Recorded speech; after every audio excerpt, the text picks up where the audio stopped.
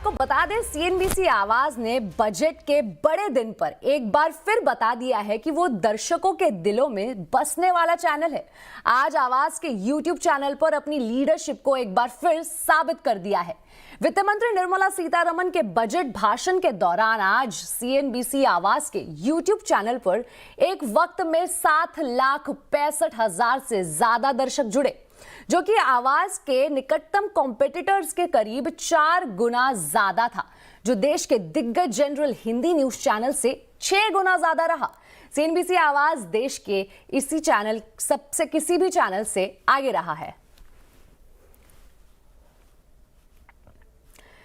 तो वित्त मंत्री निर्मला सीतारमण ने आज लोकसभा में अपना 9वां आम बजट पेश किया। वित्त मंत्री ने बजट में देश के विकास के लिए 3 कर्तव्य तय किए: विकास, लोगों की आकांक्षाएं और सबका साथ सबका विकास। बजट में वित्त मंत्री ने रोजगार, स्वास्थ्य, निवेश और इंफ्रास्ट्रक्चर पर जोर दिया। वहीं बजट में ग्लोबल अनिश्चितता और घरेलू मांग को बूस्ट करने की दिशा में भी बड़े ऐलान किए गए। बजट में सेमीकंडक्टर के लिए खर्च बढ़ाकर 40,000 करोड़ रुपए किया गया। वहीं डेडिकेटेड रेयर अर्थ कॉरिडोर का भी ऐलान किया गया। इसके अलावा बायो फार्मा शक्ति का ऐलान किया गया, जिसके लिए अगले 5 साल में 10,000 करोड़ देने का ऐलान हुआ है। आपको बता दें, बजट में विदेशी यात्रा, शिक्षा और चिकित्सा के लिए टीसीएस दर घटाई गई है। इसी के साथ 17 एंटी कैंसर दवाइयों और जो दुर्लभ बीमारियों की दवाइयां हैं, उन पर कस्टम ड्यूटी से छूट मिलने वाली है। वहीं जो विदेशी नागरिक भारत में रहते हैं, उनकी विदेश से होने वाली कमाई पर अब टैक्स नहीं लगेगा। बजट में 7 रेल कॉरिडोर बनाने का भी ऐलान हुआ है। और इसी के साथ वित्त मंत्री ने बजट की शुरुआत में ही कहा कि 3 कर्तव्य और 6 कोर एरिया का जिक्र होगा, और इस पूरा बजट उसी पर आधारित था। Under our first kartavya, to accelerate and sustain economic growth, I propose interventions in 6 areas. 1. Scaling up manufacturing in 7 strategic and frontier sectors. 2. Rejuvenating legacy industrial sectors. 3. Creating champion MSMEs. 4. Delivering a powerful push for infrastructure. 5. Ensuring long-term security and stability. And 6. Developing city economic regions. वहीं प्रधानमंत्री नरेंद्र मोदी ने इस budget को विकसित भारत की नींव मजबूत करने वाला बजट बताया है। उन्होंने कहा है कि इससे एमएसएमई को लोकल से ग्लोबल बनाने की ताकत मिलेगी, साथ ही मेक इन इंडिया और आत्मनिर्भर भारत अभियान को नई रफ्तार मिलेगी। एक ऐसा यूनिक बजट है जिसमें फिस्कल डेफिसिट कम करने, इन्फ्लेशन कंट्रोल करने पर फोकस है, और इसके साथ ही बजट में हाई कैपेक्स और हाई ग्रोथ का भी समन्वय है।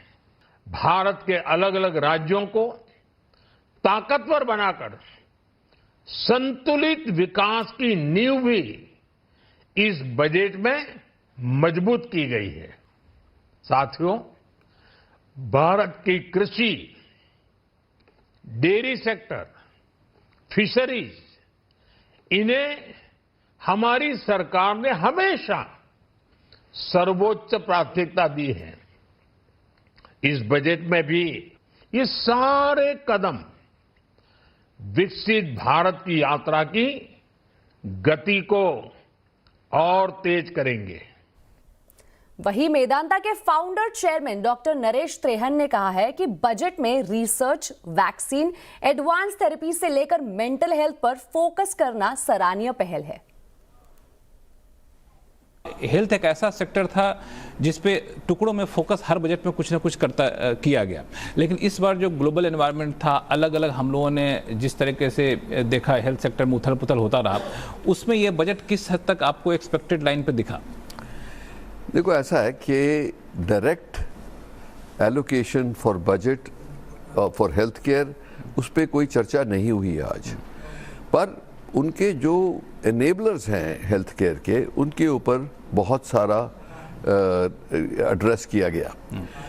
जैसे आप देखेंगे कि आज के दिन हिंदुस्तान में जो बायोलॉजिक्स और बायोसिमिलर्स की जो डिमांड है हमारी दवाइयों की, जिससे बहुत सारी डिजीज़ में, जैसे खास करके कैंसर, डायबिटीज़ और ये ऐसी मेडिसिन जो है ओबेसिटी वगैरह में, इनको इनकरेज किया गया है कि India should be doing research and developing them. इसका मतलब ये है कि जो नॉन कम्युनिकेबल डिजीज़ जो बहुत तादाद से बढ़ रही हैं हिंदुस्तान में, जैसे मैंने बताया कि कैंसर, हार्ट डिजीज़, डायबिटीज़ और ओबेसिटी वगैरह बढ़ती जा रही है, उसको कंट्रोल करने के लिए, क्योंकि अल्टीमेटली ये लोग बीमार होते जाएंगे और ज़्यादा, तो उसी लिए इसको कंट्रोल करने के लिए हमें अपनी रिसर्च करनी है। उसके साथ साथ आयुष्मान सिस्टम को भी बूस्ट दिया गया कि 3 नए इंस्टीट्यूट्स बनेंगे, all India institute for Ayurvedic medicine. वो भी डेवलपमेंट, क्योंकि आयुर्वेदा एक ही चीज़ है जो 2 चीज़ों को एड्रेस करती है। आयुर्वेदा एक तो शारीरिक मतलब डिजीज़ को करती है, और दूसरा इम्पॉर्टेंटली जो प्राणायाम है योगा का, वो मेंटल हेल्थ के लिए बहुत इम्पॉर्टेंट है। तो ये दोनों चीज़ें, क्योंकि मेंटल हेल्थ के ऊपर भी चर्चा करी गई कि बहुत बढ़ती जा रही है, टेंशन, स्ट्रेस बढ़ता जा रहा है, एनवायरमेंटल जैसे पुअर एयर क्वालिटी भी उस पर इफ़ेक्ट कर रही है।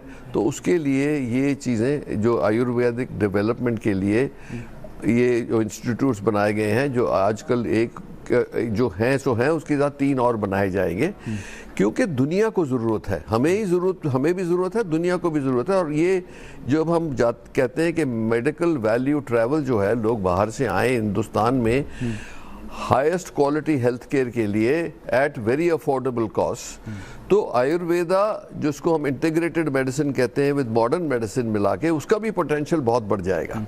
चूंकि इसमें भारत की ब्रांडिंग पहले से एक है, तो लोगों का यहाँ भरोसा यहाँ पे होगा, बाहर के लोग यहाँ पर आते हैं। 2 चीज़ें बड़ी स्पेसिफिक बजट में अनाउंसमेंट की गई। एक, 17 अलग अलग कैंसर ड्रग्स को पूरे तरह से इम्पोर्ट ड्यूटी फ्री करने का फैसला लिया गया, क्योंकि जिस तेजी से भारत दुनिया के उन देशों में जहाँ पे कैंसर पेशेंट काफ़ी ज़्यादा बढ़ते हैं, तो ये कितना हेल्पफुल होगा कैंसर पेशेंट और कैंसर ट्रीटमेंट को अफोर्डेबल बनाने में? बहुत बहुत महत्वपूर्ण है ये। क्यों? जीएसटी ऑलरेडी हटाया गया था, अब कस्टम ड्यूटीज हटाने से बहुत सारा जो कॉस्ट था मेडिसिन का, वो कम हो जाएगा। और क्योंकि वैसे ही कैंसर ट्रीटमेंट की दवाइयाँ जो हैं वो महंगी है, बिकॉज मोस्टली बाहर से आती हैं, तो इसीलिए इसमें बहुत राहत मिलेगी हमारे पेशेंट्स को। सो यही नहीं, 7 रेयर डिजीज की जो मेडिसिन जो मंगानी पड़ती हैं लोगों को, जिनको अनफॉर्चुनेटली ज़रूरत पड़ती है, उसकी कॉस्ट बड़ी हाई है। और उसके ऊपर अगर जो जीएसटी और ये लगता था कस्टम्स, तो फिर वो और भी महंगी हो जाती थी। तो इसीलिए ये उनको भी और 17 कैंसर मेडिसिन को भी जो बोला गया, उससे बहुत फायदा होगा। एक दूसरी चीज जो की गई है कि देश के अलग अलग 5 हिस्सों में, 5 शहरों में 5 मेडिकल हब बनाने की बात की गई, जहाँ पे मेडिकल इंस्टीट्यूट्स को बढ़ावा दिया जाएगा, मेडिकल हॉस्पिटल को बढ़ावा दिया जाएगा, कॉलेज को बढ़ावा दिया जाएगा। तो ये प्राइवेट सेक्टर के लिए कितना बड़ा पोटेंशियल है, जो कहा भी गया कि प्राइवेट और गवर्नमेंट दोनों मिल करके उसमें आगे बढ़ेंगे? ये तो अपॉर्चुनिटी है, क्योंकि आप देखेंगे कि अगर जो हमारी मेडिकल फैसिलिटीज़ हैं टियर 1 और अब मोस्टली टियर 2 सिटीज़ में भी उपलब्ध हो गई हैं, टियर 3 में अभी बहुत ज़्यादा ज़रूरत है कि नई मेडिकल फैसिलिटीज़ डेवलप करी जाएं। और गवर्नमेंट ने की जो स्कीम है आयुष्मान भारत की, उसमें ग्रास रूट लेवल तक जो वेलनेस सेंटर बने हैं, जिसको हेल्थ मंदिर कहते हैं, उसके लिए एक अपस्ट्रीम बनाना है, जिसमें अंदर टियर 3 में भी बेसिक सर्विसेज ज़रूरत है, जो गवर्नमेंट और प्राइवेट सेक्टर मिलके बना सकते हैं। तो ये जो इसके साथ साथ जो है मैन पावर और स्किल्ड मैन पावर की बहुत ज़रूरत पड़ेगी। तो उसके लिए भी अनाउंसमेंट किया गया है कि 2 बातें, कि एक तो स्किल सेंटर्स और एक कमिटी बनाई जाएगी जो एजुकेशन पे भी और एम्प्लॉयमेंट को भी, दोनों तरफ को एक इकट्ठा नज़र से देखेगी।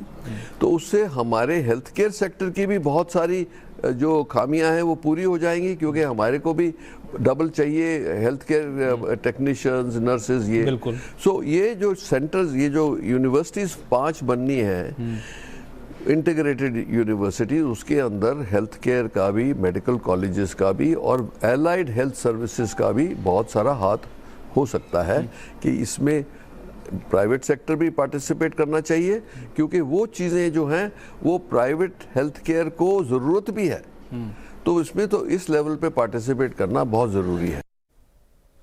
चलिए, तो ये थी फार्मा सेक्टर से जुड़ी बातें। अब आपको बता दें, वाणिज्य मंत्री पीयूष गोयल ने इस बजट को भारत के उज्जवल भविष्य का बजट बताया है। इस वक्त पूरे विश्व में हम व्यापारिक अनिश्चितता देख रहे हैं, उसको सुलझाने के लिए, उसको एड्रेस करने के लिए इस बजट में क्या किया गया है? ये बजट भारत के उज्जवल भविष्य का बजट है। ये बजट दर्शाता है कैसे भारत भविष्य के लिए तैयार है, भविष्य की चुनौतियों को पूरी तरीके से हम निपटने के लिए तत्पर हैं। भारत ने बहुत सारे रिफॉर्म्स, बहुत सारे बदलाव करके भारत की अर्थव्यवस्था को भी मजबूत बनाए। आज हम विश्व की सबसे तेज गति से आगे बढ़ने वाली अर्थव्यवस्था तो है ही, लेकिन इस बजट ने एक बार और ये दर्शाया कि हम आर्थिक विषयों पे बड़े कठोर हैं।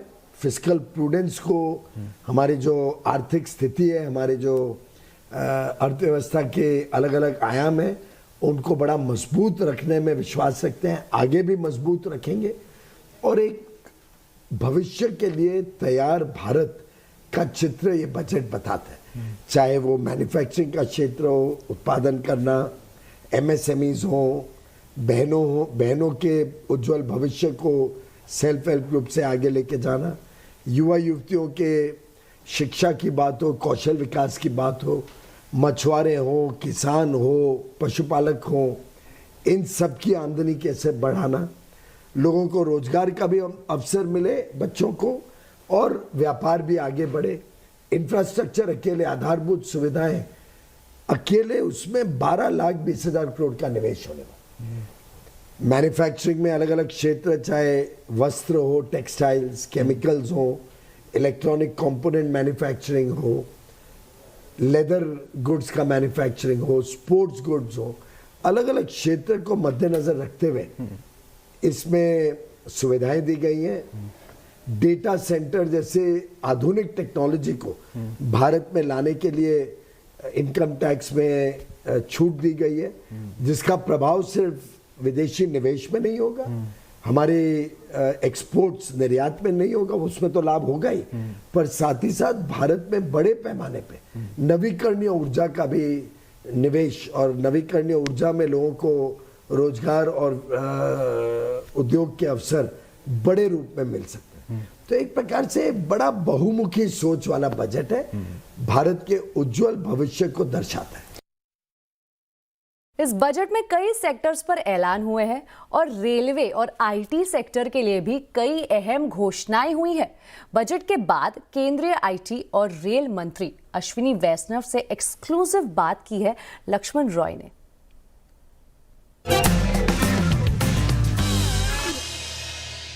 ये बजट ऐसे समय में पेश किया गया जब पूरी दुनिया में काफी उथल पुथल था, उसके बावजूद भारत की अर्थव्यवस्था सबसे तेजी से बढ़ने वाली इकोनॉमी थी। उस मोमेंटम को बरकरार रखना सबसे बड़ी चुनौती थी। उस चुनौती पे ये बजट कितना खरा उतरा है, इस पर बातचीत करने के लिए हमारे साथ हैं कैबिनेट मंत्री अश्विनी वैष्णव साहब। सर, आपका स्वागत है सीएनबीसी आवाज पे। सबसे पहला सवाल तो मैं आपके सेक्टर से जुड़ा हुआ पूछूंगा कि पिछले कई महीनों से मैं देख रहा हूं जितने दुनिया भर की बड़ी बड़ी कंपनियां हैं, दुनिया भर के बड़े बड़े इन्वेस्टर्स हैं, वे यहाँ पे इलेक्ट्रॉनिक सेक्टर में, आईटी सेक्टर में इन्वेस्टमेंट करना चाहते हैं, एआई डेटा सेंटर बनाना चाहते हैं और ऐलान भी कर दिया उन्होंने। उस मोमेंटम को आगे बढ़ाना, नए निवेश को लाना एक बड़ा चैलेंज था। बजट उस तरफ कितना कारगर साबित होता दिख रहा है? आज के बजट में इलेक्ट्रॉनिक्स, सेमीकंडक्टर, डेटा सेंटर और आईटी और ऑरेंज इकोनॉमी, इन सब के लिए बहुत बड़ी घोषणाएं हुई है। आप देखेंगे पिछले 10 वर्षों में माननीय प्रधानमंत्री जी के विजन से इलेक्ट्रॉनिक्स की मैन्युफैक्चरिंग बड़ा सेक्टर बन के उभरा है। 6 गुना इलेक्ट्रॉनिक्स मैन्युफैक्चरिंग बढ़ी है, 8 गुना इलेक्ट्रॉनिक्स का एक्सपोर्ट बढ़ा है। इलेक्ट्रॉनिक्स का एक्सपोर्ट टॉप 3 एक्सपोर्टेड आइटम्स में पहुंच गया है इतने कम समय में। इसको और ज्यादा तेजी मिले और जो 25 लाख रोजगार इसमें सृजन हुआ है उसको और भी बढ़ावा मिले, इसके लिए आज इलेक्ट्रॉनिक्स कंपोनेंट मैन्युफैक्चरिंग स्कीम के लिए 40,000 करोड़ रुपए का बजट आवंटित किया गया है। और सेमीकंडक्टर 1.0 सेमीकॉन 1.0 की बहुत अच्छी सफलता के बाद में सेमीकॉन 2.0 जो कि देश की एक फाउंडेशनल इंडस्ट्री बनती है, उसकी भी आज घोषणा की गई है। आईटी सर्विसेज जो $220 बिलियन का एक्सपोर्ट करती है और जिसमें करीब करीब 55 लाख लोगों को रोजगार मिला हुआ है, हाई क्वालिटी रोजगार है ये। इसको और बढ़ावा देने के लिए और विशेषकर जब आईटी इंडस्ट्री एक बहुत बड़े टर्बुलेंस से गुजर रही है, उसमें ये टर्बुलेंस और ये इन्फ्लेक्शन पॉइंट एक बहुत बड़ा ताकत बने, न कि चैलेंज बन जाए, इस भावना को ध्यान में रखते हुए एक मेजर रिफॉर्म्स घोषित किए गए हैं आईटी सर्विसेज में। एक तो आईटी सर्विसेज की जितनी भी क्लासिफिकेशन थे उन सबको कन्वर्ज करके एक आईटी सर्विसेज का क्लासिफिकेशन किया गया है। फिर सेफ हार्बर डिक्लेयर किया अप टू 2,000 करोड़ रुपीस के टर्नओवर तक। एक क्लियर 15.5% डीम्ड मार्जिन वाला कॉन्सेप्ट है, उसको इसमें लाया गया है। एक्सेलरेटेड एपीएस का प्रावधान किया गया, 2 साल के अंदर अंदर एपीए हो जाएगा। 5 साल तक एपीए को आप मेंटेन कर सकते हो, एडवांस प्राइसिंग एग्रीमेंट को। इन सब से जो टैक्स रिलेटेड आइटम्स थे, टैक्स रिलेटेड प्रॉब्लम्स थी इंडस्ट्री की, वो सारी की सारी सॉल्व हो जाती है। साथ ही साथ इलेक्ट्रॉनिक्स मैन्युफैक्चरिंग के लिए एक बहुत जरूरी था कि वेयर हाउसिंग, क्योंकि इलेक्ट्रॉनिक्स में जस्ट इन टाइम मैन्युफैक्चरिंग होती है, छोटे छोटे कंपोनेंट होते हैं लेकिन बहुत वैल्यूएबल होते हैं। वो एक कंपोनेंट कई बार फाइनल प्रोडक्ट में आने से पहले देश की सीमाओं को कई बार क्रॉस करता है, और केवल एक नहीं, कई देश की सीमाओं को क्रॉस करता है। वैल्यू एडिशन हो रहा होता है, वैल्यू एडिशन होता रहता है, चेंजेस उसमें होते रहते हैं।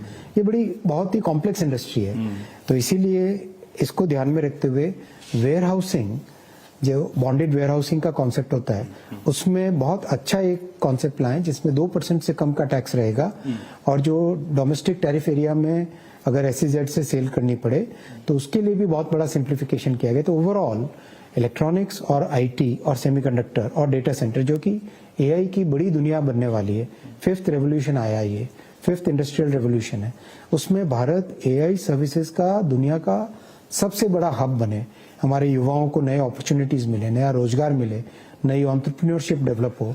तो 20 साल तक डेटा सेंटर में टैक्स का हॉलिडे जो आज माननीय वित्त मंत्री जी ने अनाउंस किया है, इससे ओवरऑल जो इलेक्ट्रॉनिक्स आईटी सेक्टर में 1 करोड़ का टोटल रोजगार है।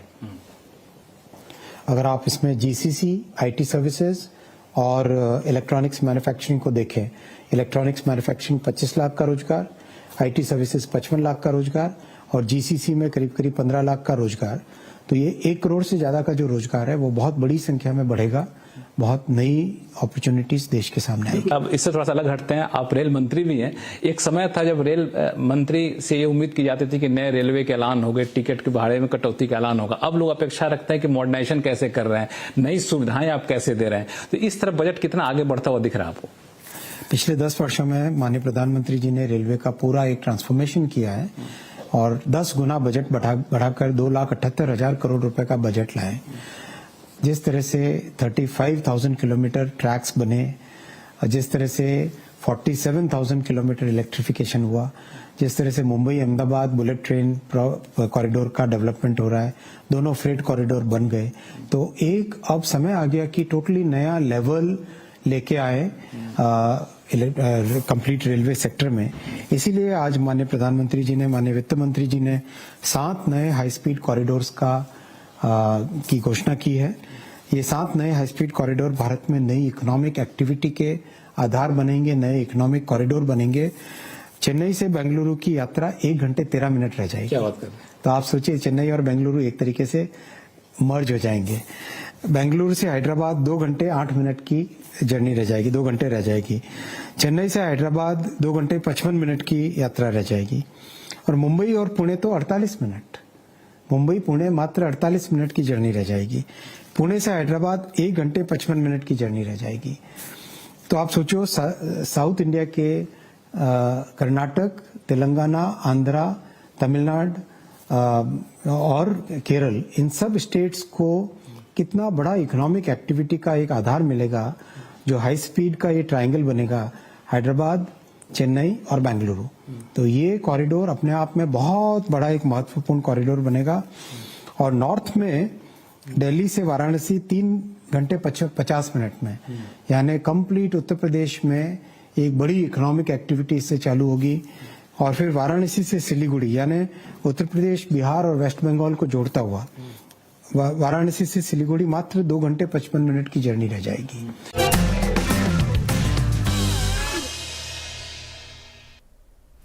वहीं बजट में वित्त मंत्री ने रेयर अर्थ कॉरिडोर और रेल कॉरिडोर को लेकर भी बड़ा ऐलान किया है। A scheme for rare earth permanent magnets was launched in 2025 November. We now propose to support the mineral-rich states of Odisha, Kerala, Andhra Pradesh and Tamil Nadu to establish dedicated rare earth corridors to promote mining, processing, research and manufacturing. In order to promote environmentally sustainable passenger systems, we will develop 7 high-speed rail corridors between cities as growth connectors, namely Mumbai to Pune, Pune to Hyderabad, Hyderabad to Bengaluru, Hyderabad to Chennai, Chennai to Bengaluru, Delhi to Varanasi, Varanasi to Siliguri. तो आज आवाज अड्डा में budget की big picture पर बड़ी बहस दिग्गजों के साथ देखिए बजट विकसित भारत का विजन, शाम 7:57 पर।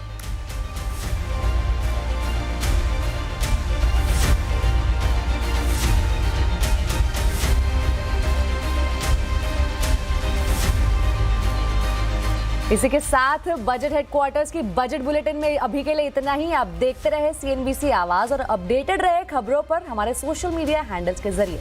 नमस्कार।